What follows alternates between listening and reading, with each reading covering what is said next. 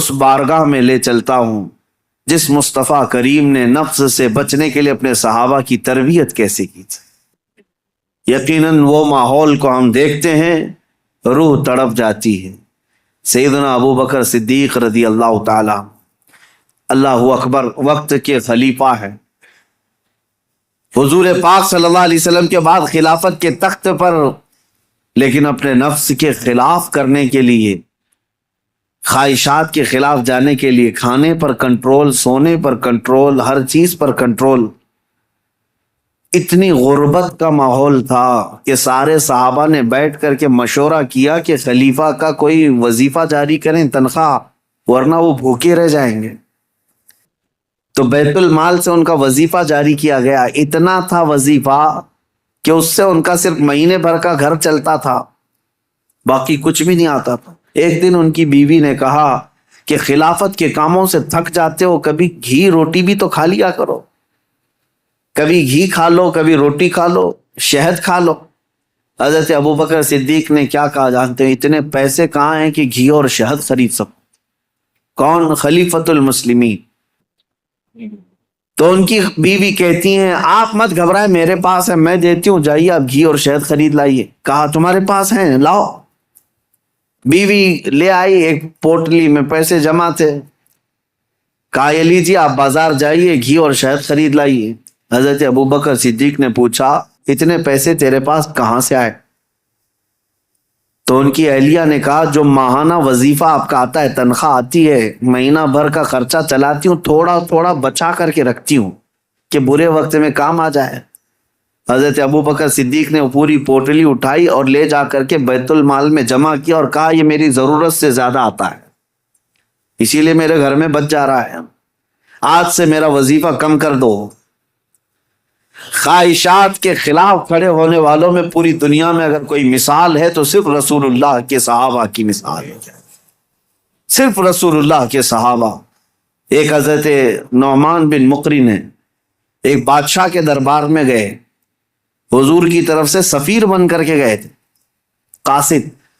تو بادشاہ کو جب پتہ چلا شاہ عرب مصطفیٰ کریم صلی اللہ علیہ وسلم کا ایک قاصد آ رہا ہے، اس نے سونے کی کرسی لگا دی اور ریشم کا قالین بچھایا۔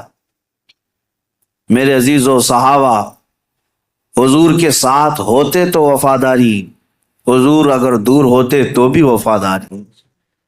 اس مجمع میں گئے جہاں پورے کے پورے اغیار ہیں، کوئی مسلمان نہیں تھا، تو اپنی تلوار سے وہ قالین پھاڑتے ہوئے چلے گئے، ہٹا دیا، اور کرسی جو سونے کی تھی اس کو پاؤں سے مار کر گرا دیا، کہا میرے لیے عام سی کرسی لاؤ۔ تو بادشاہ کہنے لگا اب تک میں نے اتنا شاندار ریسپیکٹ استقبال کسی کا نہیں کیا جتنا ان کا کیا، کتنا غرور ہے تمہیں، کتنا تکبر ہے۔ حضرت نعمان نے کہا غرور و تکبر ہم میں نہیں تم میں ہے، غرور و تکبر کی وجہ سے نہیں۔ میرے مصطفیٰ کریم صلی اللہ علیہ وسلم نے فرمایا ریشم کا استعمال مرد کے لیے حرام ہے، سونے کا استعمال مرد کے لیے حرام ہے، اور جو میرے مصطفیٰ نے حرام فرمایا پوری دنیا میرے پاس لا کر رکھو، میں ٹوکر ماروں گا۔ یہ ہے خواہشات کے خلاف کھڑا ہونا، ورنہ ہوتا کیا ہے، دنیا نہیں دیکھ رہی، ہمارا ماحول نہیں ہے، چلو کمپرومائز کر لو، آج یہاں مل رہا ہے۔ کچھ لوگ تو یہی سوچ کر کے ایسی محفلوں میں جا کر بیٹھتے ہیں جن محفلوں میں بیٹھنا ایک غلام رسول کو کبھی زیب نہیں دیتا۔ شرابیوں کی محفل میں بیٹھ گئے، کبابیوں کی محفل میں بیٹھ گئے، تمہارا کام نہ اصلاح کا ہے نہ تبلیغ کا ہے، پھر بھی جا کر کے ایسوں کے درمیان بیٹھ گئے۔ کیوں؟ کوئی دیکھ تھوڑی نہ رہا ہے، کوئی دیکھ تھوڑی نہ رہا ہے۔ اور کبھی کچھ کفار و مشرکین کے بیچوں بیچ بیٹھ گئے گپیں لگاتے ہوئے، اور پھر یہ سوچتے کوئی دیکھ تھوڑی نہ رہا ہے، بیٹھا تو بیٹھا لیکن ان کی حرکتیں بھی کرنے لگ گئے۔ ایک صاحب، اور ویسے تو بہت سارے ہیں، خواہشات ان کو کہاں تک لے جاتی ہے، خاص طور پر نیتا گیری کرنے کے وقت سب بھول جاتے ہیں دین کیا ہے، اسلام کیا ہے، میرے مصطفیٰ کی تعلیمات کیا ہے۔ چند لوگوں کو راضی کرنے کے لیے اور ایک کرسی کی خواہش کے لیے کسی بھی مورتی کے سامنے ناریل بھی چڑھا دیں گے، حکم بھی لگا دیں گے، سب کر لیں، اور پھر وہ یہ سوچتے ہیں تھوڑا سا کر لینے سے کیا ہوگا؟ وہ رسول اللہ کے صحابہ بادشاہوں کے دربار میں کھڑے ہو کر کے بھی کمپرومائز نہیں کرتے تھے. تو محلے گلی کوچے کی کرسیوں کے لیے دین بیچ جاتے ہیں. یہ خواہشات پر کنٹرول نہ ہو تو آدمی ہر چیز کا غلام ہے، ہر چیز کا غلام ہے. نیند کا غلام، مال کا غلام، عورت کا غلام، معاشرے کا غلام. یہ ساری حرکتیں جو آج نوجوان کرتے ہیں غلام ہیں، یہ غلام ہے. بہت سارے کام اس لیے کرتے ہیں کہ نہیں لوگ کیا بولیں گے. تم لوگوں کے غلام ہو، لوگوں کی خواہشات کے مطابق جینا چاہتے ہو، اس لیے تو بہت ساری چیزیں تمہارے آڑے آ جاتی ہیں.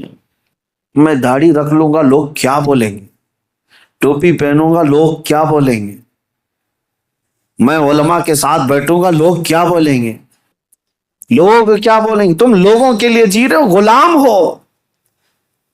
کئی ایسے ہیں جن کی غلامی کبھی ختم نہیں ہوتی. تم اللہ اس کے رسول کے لیے جیو. ان خواہشات سے باہر نکل آؤ، ان خواہشات سے باہر نکل آؤ. عزیزان گرامی وقار، ان خواہشات کو ختم کرنے کے لیے اگر کوئی سب سے پاورفل علاج ہے تو وہی میں نے کہا اللہ کا ذکر ہے. اللہ کا ذکر. قرآن کہتا الا بذکر اللہ تطمئن القلوب. آگاہ ہو جاؤ، اللہ کے ذکر سے دلوں کو سکون ملتا ہے.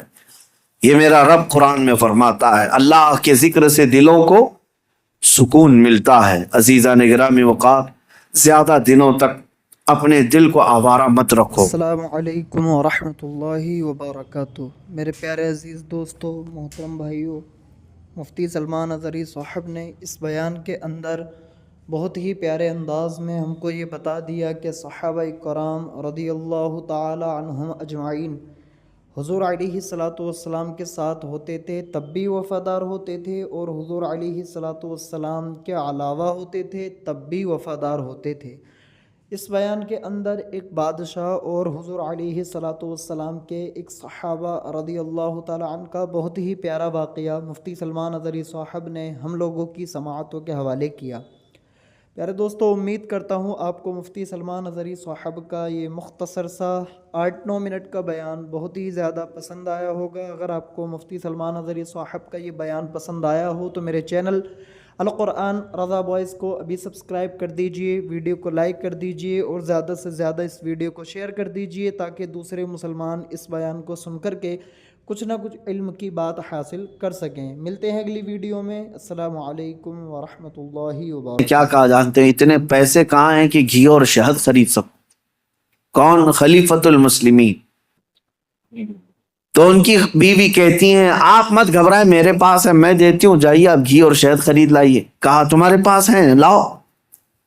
بیوی لے آئی، ایک پوٹلی میں پیسے جمع تھے. کہا یہ لیجیے، آپ بازار جائیے، گھی اور شہد خرید لائیے. حضرت ابوبکر صدیق نے پوچھا اتنے پیسے تیرے پاس کہاں سے آئے؟ تو ان کی اہلیہ نے کہا جو ماہانہ وظیفہ آپ کا آتا ہے، تنخواہ آتی ہے، مہینہ بھر کا خرچہ چلاتی ہوں، تھوڑا تھوڑا بچا کر کے رکھتی ہوں کہ برے وقت میں کام آ جائے. حضرت ابوبکر صدیق نے وہ پوری پوٹلی اٹھائی اور لے جا کر کے بیت المال میں جمع کیا اور کہا یہ میری ضرورت سے زیادہ آتا ہے، اسی لیے میرے گھر میں بچ جا رہا ہے، آج سے میرا وظیفہ کم کر دو. خواہشات کے خلاف کھڑے ہونے والوں میں پوری دنیا میں اگر کوئی مثال ہے تو صرف رسول اللہ کے صحابہ کی مثال ہے. صرف رسول اللہ کے صحابہ.